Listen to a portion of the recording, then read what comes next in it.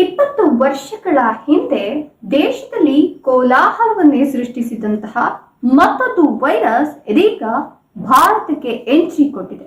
ಆ ಕೋಲಾಹಲ ಸೃಷ್ಟಿಸಿದ ವೈರಸ್ನಿಂದಾಗಿ ಇದೀಗ 560 ಕೋಟಿ ಜನರು ಅಪಾಯದಲ್ಲಿದ್ದಾರೆ, ಆತಂಕದಲ್ಲಿದ್ದಾರೆ.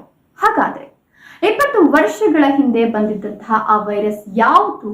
ಇದಕ್ಕೆ ಚಿಕಿತ್ಸೆ ಇಲ್ವಾ? ಈಗ ಭಾರತದಲ್ಲೂ ಕೂಡ ಈ ವೈರಸ್ ಹರಡ್ತಾ ಇದೆಯಾ? ಇದರ ಬಗ್ಗೆ ಮತ್ತಷ್ಟು ಮಾಹಿತಿಯನ್ನು ಕೊಡ್ತಾ ಹೋಗ್ತೀನಿ. ಅದಕ್ಕಿಂತ ಮೊದಲು ಸ್ನೇಹಿತರೆ, ಕರ್ನಾಟಕ ನ್ಯೂಸ್ ನೈನ್ಗೆ ಸ್ವಾಗತ.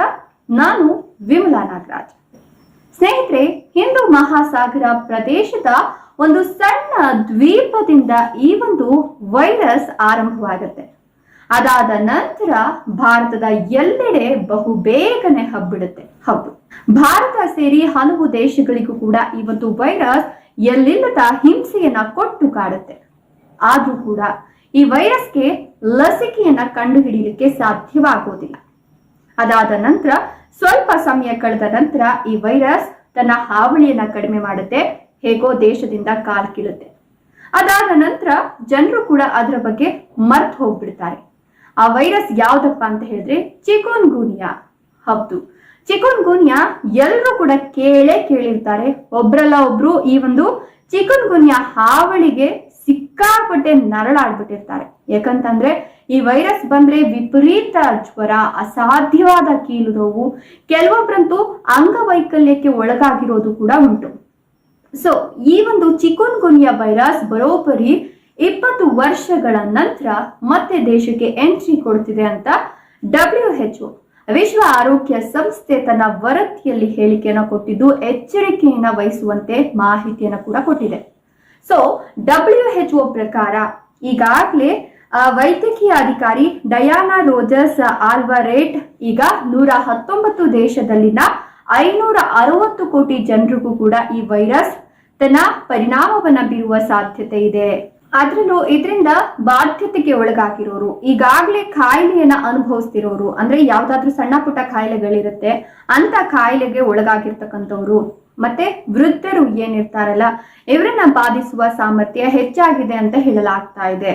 ಇದರ ಜೊತೆಗೆ ಇದಾಗ್ಲೇ ಹೇಳ್ದಂಗೆ ಹೆಚ್ಚಿನ ಜ್ವರ ಬರುತ್ತೆ, ಅಸಹನೀಯ ಕೀಲು ನೋವು, ಆ ಕೀಲು ನೋವು ಬಂದ್ರಂತೂ ತಡ್ಕೊಳಕ್ಕಾಗಲ್ಲ, ಆ ಲೆವೆಲ್ಗೆ ಕೀಲು ನೋವು ಇರುತ್ತೆ. ಮತ್ತೆ ಅಂಗವೈಕಲ್ಯ ಕೂಡ ಉಂಟಾಗಬಹುದು. ಹೀಗಾಗ್ಲೇ ಇದರ ಒಂದು ಎಫೆಕ್ಟ್ ಏನಿದೆ ಅದನ್ನ ಕೆಲವರು ಅನುಭವಿಸಿರ್ತಾರೆ. ಇನ್ನು ಮುಖ್ಯವಾಗಿ ಇದಕ್ಕೆ ಲಸಿಕೆಯನ್ನ ಈವರೆಗೂ ಕೂಡ ಕಂಡು ಹಿಡಿದಿಲ್ಲ. ಹಾಗಾಗಿ ಇದರ ಆತಂಕ ಸಹಜವಾಗಿಯೇ ಜಾಸ್ತಿ ಆಗ್ತಾ ಇದೆ. ಯಾಕಂತ ಅಂದ್ರೆ ಈ ಒಂದು ಸೊಳ್ಳೆಗಳ ಮೂಲಕ ಹರಡುವಂತಹ ಈ ರೋಗವನ್ನ ನಿಭಾಯಿಸೋದು ಅಷ್ಟು ಸುಲಭದ ಮಾತಲ್ಲ. ಅದರಲ್ಲೂ ಬೆಳಗಿನ ಜಾವದ ಸಂದರ್ಭದಲ್ಲಿ ಅಂದ್ರೆ ಹಗಲೊತ್ನಲ್ಲೇ ಕಚ್ಚತಕ್ಕಂತ ಈಡೀಸ್ ಸೊಳ್ಳೆಯಿಂದ ಈ ಒಂದು ರೋಗ ಕಾಣಿಸ್ಕೊಳ್ಳುತ್ತೆ. ಸೊ ಈಗಾಗ್ಲೇನೆ ಈ ಒಂದು ಮಳೆಗಾಲದಲ್ಲಿ ಅಪಾಯ ಹೆಚ್ಚು ಅಂತ ಹೇಳ್ತಿರೋದ್ರ ಜೊತೆಗೆ ದೇಶದಲ್ಲೂ ಕೂಡ ಈ ಒಂದು ಅಕಾಲಿಕ ಮಳೆ ಆಗ್ತಿದೆ. ಆಗಾಗ ಮಳೆ ಮುನ್ಸೂಚನೆ ಬರುತ್ತೆ, ಆಗಾಗ ಮಳೆ ಆಗ್ತಾ ಇದೆ. ಜೊತೆಗೆ ಇನ್ನೇನು ಮಳೆಗಾಲ ಶುರುವಾಗೋದ್ರ ಜೊತೆಗೆ ಚಳಿಗಾಲ ಆರಂಭವಾಗುತ್ತೆ. ಈ ಒಂದು ಉಷ್ಣ ವಲಯ ದೇಶದಲ್ಲಿ ಈ ಒಂದು ಸೊಳ್ಳೆಯ ಕಾಟ ಹೆಚ್ಚಾಗಿರುತ್ತೆ. ಈ ಒಂದು ಸೊಳ್ಳೆ ಕಚ್ಚೋದ್ರಿಂದ ಈ ರೋಗ ಬರುತ್ತೆ ಅಂತ ಹೇಳಲಾಗ್ತಾ ಇದೆ. ಹಾಗಾಗಿ ಈ ಒಂದು ಸಂದರ್ಭದಲ್ಲಿ ನಾವು ಅತಿ ಹೆಚ್ಚಿನ ಜಾಗೃತಿಯನ್ನು ವಹಿಸೋದು ತುಂಬಾ ಮುಖ್ಯ ಆಗುತ್ತೆ. ಮನೆ ಮುಂದೆ ಕೊಳಚೆ ನೀರು ನಿಂತ್ಕೊಳ್ಳುವಂತದ್ದಾಗಿರಬಹುದು, ಚರಂಡಿಗಳ ಒಂದು ಸರಿಯಾದ ವ್ಯವಸ್ಥೆ ಇರಬಹುದು, ಅಂದ್ರೆ ನಿರ್ವಹಣಾ ವ್ಯವಸ್ಥೆ ಇರಬಹುದು. ಚರಂಡಿಗಳು ತುಂಬಾ ನೀರು ತುಂಬಿಸ್ಬಿಟ್ಬಿಡೋದು, ಮನೆ ಮುಂದೆ ಯಾವ್ದಾದ್ರು ಗಲೀಜು ವಸ್ತುಗಳನ್ನ ಹಾಕೊಳ್ಳೋದು, ಅದರಿಂದ ಸೊಳ್ಳೆಗಳು ಬರೋದು, ಮನೆನ ನೀಟಾಗಿ ಇಟ್ಕೊಳ್ದೇ ಇರೋದು, ನೀರ್ನ ತುಂಬಾ ದಿನ ಇಟ್ಕೊಂಡು ಕುಡಿಯೋದು, ಇದೆಲ್ಲದ್ರಿಂದಲೂ ಕೂಡ ಈ ಒಂದು ಸೊಳ್ಳೆಯ ಉತ್ಪತ್ತಿಗೆ ಸಾಕಷ್ಟು ಅನುಕೂಲ ಆಗುತ್ತೆ. ಅದ್ರಲ್ಲೂ ಈ ಮಳೆಗಾಲದಲ್ಲಿ ಸೊಳ್ಳೆಗಳ ಉತ್ಪತ್ತಿಗೆ ಏಳ್ ಮಾಡಿಸ್ತಕ್ಕಂಥ ಕಾಲ ಅಂತ ಹೇಳಬಹುದು. ಈ ಟೈಮಲ್ಲಿ ಸೊಳ್ಳೆಗಳ ಉತ್ಪತ್ತಿ ಕೂಡ ಜಾಸ್ತಿ ಆಗ್ತಿರುತ್ತೆ. ಸೊ ಇಂಥ ಟೈಮಲ್ಲಿ ನಾವು ಸಾಧ್ಯವಾದಷ್ಟು ಹುಷಾರಾಗಿರ್ಬೇಕು. ಅದರಲ್ಲೂ ಮಕ್ಕಳನ್ನ ಮತ್ತೆ ವಯಸ್ಸಾದವ್ರನ್ನ ಕಾಪಾಡ್ಕೊಳ್ಬೇಕಾದದ್ದು ನಮ್ಮ ಜವಾಬ್ದಾರಿ ಆಗಿರುತ್ತೆ. ಸೊ ಈ ಒಂದು ವಿಚಾರಕ್ಕೆ ಸಂಬಂಧಪಟ್ಟಂತೆ ಹುಷಾರಾಗಿರಿ ಅಂತ WHO ಈಗಾಗಲೇ ಸಲಹೆಯನ್ನ ಕೊಟ್ಟಿದೆ, ಎಚ್ಚರಿಕೆಯನ್ನ ಕೊಟ್ಟಿದೆ.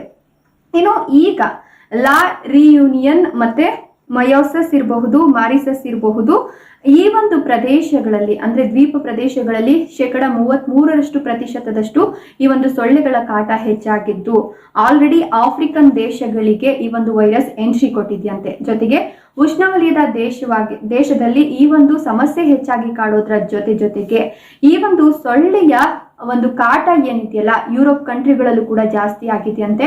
ಹವಾಮಾನ ವೈಪರೀತ್ಯ ಇರಬಹುದು, ಹವಾಮಾನ ಬದಲಾವಣೆ ಆಗಿರಬಹುದು, ಈ ಕಾರಣಗಳಿಗಾಗಿ ಈಗ ಯುರೋಪ್ ದೇಶದಲ್ಲೂ ಕೂಡ ಈ ಸೊಳ್ಳೆಗಳ ಹಾವಳಿ ಹೆಚ್ಚಾಗಿದ್ದು 800 ಜನರು ಈಗಾಗಲೇ ಈಡಿಸ್ ರೋಗಕ್ಕೆ ತುತ್ತಾಗಿದ್ದಾರೆ. ಅಂದ್ರೆ ಈಡಿಸ್ ಸೊಳ್ಳೆಯಿಂದ ಕಚ್ಚಿಸ್ಕೊಂಡು ಚಿಕುನ್ಗುನ್ಯಾ ರೋಗಕ್ಕೆ ತುತ್ತಾಗಿದ್ದಾರಂತೆ. ಸೊ ಇದು ಕೇವಲ ಸೊಳ್ಳೆ ಕಚ್ಚೋದ್ರಿಂದ ಮಾತ್ರ ಬರೋದಿಲ್ಲ, ಜೊತೆಗೆ ಸೊಳ್ಳೆ ಕಚ್ಚಿದವರ ಸಂಪರ್ಕದಲ್ಲಿ ನಾವಿದ್ರೂ ಕೂಡ ಅದು ನಮ್ಗೆ ಬರುತ್ತೆ. ಸೊ ಹಾಗಾಗಿ ಈ ಒಂದು ವಿಚಾರವನ್ನ ಗಮನದಲ್ಲಿಟ್ಕೊಂಡು ಈಡೀಸ್ ಸೊಳ್ಳೆಯಿಂದ ಮುಕ್ತಿಯನ್ನು ಪಡ್ಕೊಳ್ಬೇಕು ಅಂತ ಹೇಳಿದ್ರೆ ಸಾಧ್ಯವಾದಷ್ಟು ಮನೆ ಹಾಗೆ ಹೊರಾಂಗಣವನ್ನ ಶುಚಿಯಾಗಿಟ್ಕೊಳ್ಳಿ, ಸಾಧ್ಯವಾದಷ್ಟು ಅಂತರವನ್ನ ಕಾಯ್ದುಕೊಳ್ಳಿ, ಹಾಗೆ ಊಟನ ಸಾಧ್ಯವಾದಷ್ಟು ಬಿಸಿ ಬಿಸಿಯಾಗಿ ತಿಂದು ಮುಗಿಸ್ಬಿಡಿ. ಸೊಳ್ಳೆಗಳು ಬರ್ತವೆ ಅಂತ ಅಂದ್ರೆ ಅದಕ್ಕೆ ಪರ್ಯಾಯ ವ್ಯವಸ್ಥೆಗಳನ್ನ ಮಾಡಿಕೊಳ್ಳಿ. ಹಾಗೆ ಈ ಒಂದು ಚಿಕುನ್ಗುನ್ಯಾ ರೋಗಕ್ಕೆ ತುತ್ತಾಗೋಕ್ಕಿಂತ ಮೊದಲು ನಾವೇನೆಲ್ಲ ಪರಿಹಾರ ಕ್ರಮಗಳನ್ನ ಕಂಡುಕೊಳ್ಬೇಕು ಅಥವಾ ಮುನ್ನೆಚ್ಚರಿಕಾ ಕ್ರಮಗಳನ್ನ ಕಂಡುಕೊಳ್ಬೇಕು ಅದನ್ನ ಕಂಡುಕೊಂಡ್ರೆ ತುಂಬಾ ಒಳ್ಳೆಯದು. ಯಾಕಂತಂದ್ರೆ ಈ ಒಂದು ರೋಗಕ್ಕೆ ಯಾವುದೇ ರೀತಿಯ ಲಸಿಕೆಯನ್ನ ಕಂಡು ಹಿಡಿದಿಲ್ಲ, ಹಾಗಾಗಿ ಇದು ಆತಂಕಕಾರಿ ಬೆಳವಣಿಗೆ ಅಂತಲೇ ಹೇಳಬಹುದು. ಸೊ ಸಾಧ್ಯವಾದಷ್ಟು ರೋಗ ಬರೋದಕ್ಕಿಂತ ಮುಂಚೆನೆ ಎಚ್ಚೆತ್ಕೊಂಡ್ರೆ ತುಂಬಾ ಒಳ್ಳೆಯದು. ರೋಗ ಬಂದ ಮೇಲೆ ನಾವು ಎಷ್ಟೇ ಪ್ರಯತ್ನ ಪಟ್ಟರು ಕೂಡ ಅದರಿಂದ ಆಚೆ ಬರೋದು ತುಂಬಾನೇ ಕಷ್ಟ. ತುಂಬಾ ದಿನಗಳ ಕಾಲ ಇದು ನಮ್ಮನ್ನ ಕಾಡಿ ಬೆಂಡೆತ್ತಿ ಏನಾಗುತ್ತೆ ಅಂತ ಹೇಳಿದ್ರೆ ನಮ್ಮ ಕೈ ಕಾಲುಗಳೆಲ್ಲ ನಮ್ಮ ಸ್ವಾಧೀನದಲ್ಲಿ ಇಲ್ವೇನೋ ಆ ಲೆವೆಲ್ಗೆ ನಮ್ಮನ್ನ ಬೆಂಡೆತ್ತಿ ಬ್ರೇಕ್ ಹಾಕ್ಬಿಟ್ಟು ಹೋಗ್ಬಿಡುತ್ತೆ. ಸೊ ಹಾಗಾಗಿ ಬರೋಕ್ಕಿಂತ ಮುಂಚೆನೆ ಎಚ್ಚೆತ್ಕೊಂಡ್ರೆ ಒಳ್ಳೇದು ಅಂತ ಹೇಳ್ತಾ ಇವತ್ತಿನ ವಿಡಿಯೋನ ಮುಗಿಸ್ತಾ ಇದ್ದೀನಿ. ಈ ವಿಡಿಯೋ ಬಗ್ಗೆ ನಿಮ್ಮ ಅನಿಸಿಕೆ ಅಭಿಪ್ರಾಯಗಳನ್ನ ಕಮೆಂಟ್ ಮಾಡಿ. ವಿಡಿಯೋ ಇಷ್ಟ ಲೈಕ್ ಕೊಟ್ಟು ಶೇರ್ ಮಾಡಿ. ತಪ್ಪದೆ ನಮ್ಮ ಚಾನಲ್ ಅನ್ನ ಸಬ್ಸ್ಕ್ರೈಬ್ ಮಾಡ್ಕೊಳ್ಳಿ. Thank you.